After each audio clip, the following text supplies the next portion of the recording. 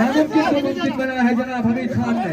ये 5 साल मुतवातर मेहनत के बाद ये एक शाहकार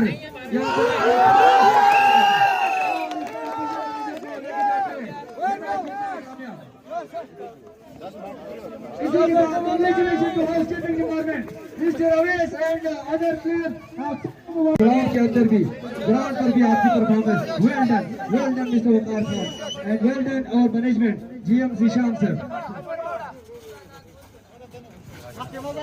यासीन एफएमडी डिपार्टमेंट से है और ये इनकी पहली रीड है। Here we go. खाली के प्लीज